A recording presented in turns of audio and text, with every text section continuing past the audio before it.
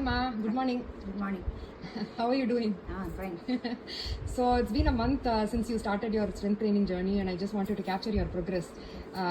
You've also been very consistent with your mindful eating skills and your movement. So can you share a little bit about the change that you've noticed? So, as you said, I've been doing it for the past 1 month. My routine starts with morning. I get up, have my Tylenol tablet, and then have some Valium soaked in water the previous night, and then I start doing my morning exercises. Weightlifting that you have already told me. I noticed that my body composition has changed. In terms of, I've not measured my weight, but I think it must be the same or a little less. But I feel my blouses have become very loose, no? So I think my body measurements that shows that things are changing in my body. Especially I'm doing that mindful eating. So tell me, Amma, what do you specifically mean by mindful eating? What do you practice when you're sitting down to eat? I add other fibers, greens, vegetables. Munch every bit of it. I munch at least minimum 25 to 30 times before swallowing it. Of course, it takes about 20 to 25 minutes for me to finish that. Just one ladle of rice. That's all I take. I don't consume more than that. Other servings, I help myself with the vegetables. Finally, I end up with rasam and curd.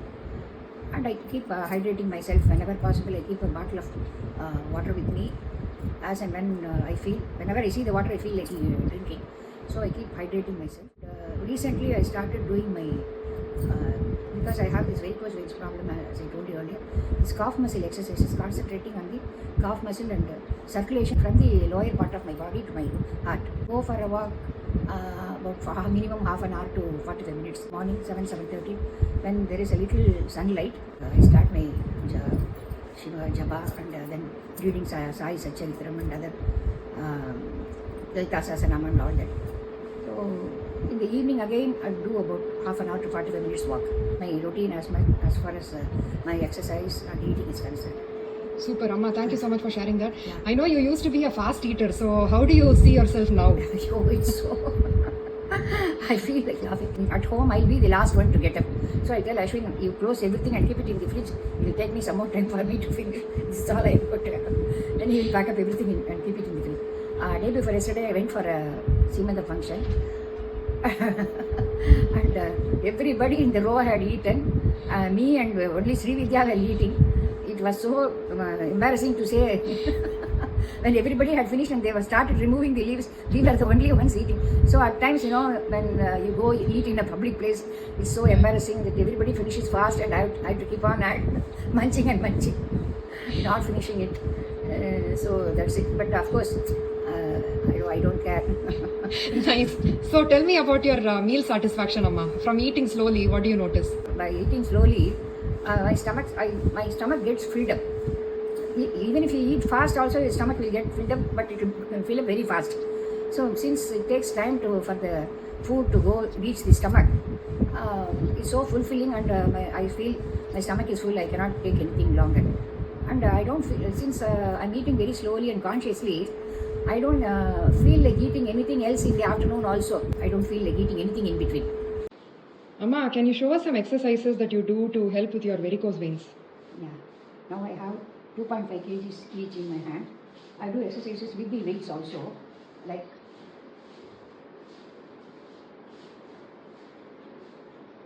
So basically calf raises. calf raises. Yeah. Standing on my toes and then on my heels, and then again on my toes and again on my heels. How many times do you do this? Normally I do 20 times. 20 times. Okay. Yeah. Amma, show us the other variation that you do with your calf raises. Yeah.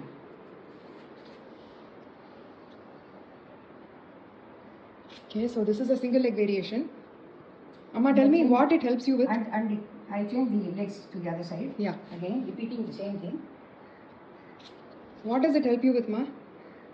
I feel the muscle was pulling up top because I have the valve dysfunction. So it helps pump the blood from the bottom to the heart.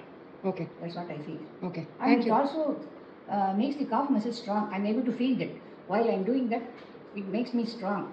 And the calf muscle becomes strong. Awesome. Yeah. Thank you for sharing, Ma. I do it 20 times. Or if it hurts a little, I stop it in between. Till the pain is an indication for me. So you take a break and then you go back at it again. Yeah. But you try to aim for about 20 reps. Yeah. Normally I do this first and then go for a walk. So it helps me walk freely. Okay. without any difficulty. Super. Thank you for sharing, ma. Thank Amma, after Appa passed away in June, we would like to understand what you're doing right now to help with your mental well-being. So can you share a little bit about the change in your identity and the shifts that you're noticing within you, coupled with a little bit more free time? What are you really doing with that? As soon as Appa passed away, I had so much of time hanging on me heavily. So I thought I must divert it usefully, be of some use to the society, some use to people who matter. Turning to my spiritual side of the thing, doing all slokas, parayanam and everything, I wanted to volunteer into some social service. So initially I enrolled myself as a volunteer in a foundation, Agal Foundation.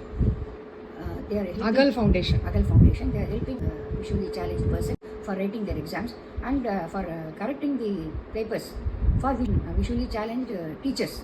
I thought I'll enroll myself. I enrolled and initially the candidate came and I had to write an online exam for him for UPSC. I did that online exam. And then another law college student, twice for a law college student. Tomorrow I want to devote just one day for this examination. Other days I have my own house cleaning and other jobs to do, some social functions to attend. And I also gathered all books in at home and gave it to an organization run by the government. I have sorted out some religious books also, and I talked to Vishranti, give them the books, and I also want to volunteer at least one day each week to go and spend some time with old people there. They are not much of their relatives visiting them, so they would like to see new faces. I can read books to them. That's what I propose to do. Thank you, Amma. It looks like you have found your purpose and your calling, and it must feel really amazing to wake up and know that you have something to contribute to people around you, and identify yourself as someone beyond a mom, daughter, or daughter-in-law. Actually, after Appa's death, I was getting up late. Maybe I couldn't sleep earlier, and later part of the night only I got to sleep. And so I was getting up late, and I got up once at 8 a.m. I was so surprised. I had never in my life gotten up at 8 a.m. I thought I must groom myself, both physically and mentally. I made it a point to get up by 6 a.m. Go about my routine because I have so much to cover. So I just do it, making up my mind that I must finish all this. So how do you feel about your identity and purpose right now, Amma, compared to what it used to be before? I feel, I have something in me yet, though I was devoting all my time for the family all these days, and especially with my husband. There's so much of time, my children have become independent, they can take care of themselves. So I feel, of course, I know my duty towards my son and daughter. I do that also. Apart from that, I feel I must be of some use to other people also. So as much as possible, I try to help others in whichever way I can. There must be some purpose in life, not just eating and sleeping and just taking care of your own family. Thank you so much, Amma, for sharing this, and good luck in your endeavors.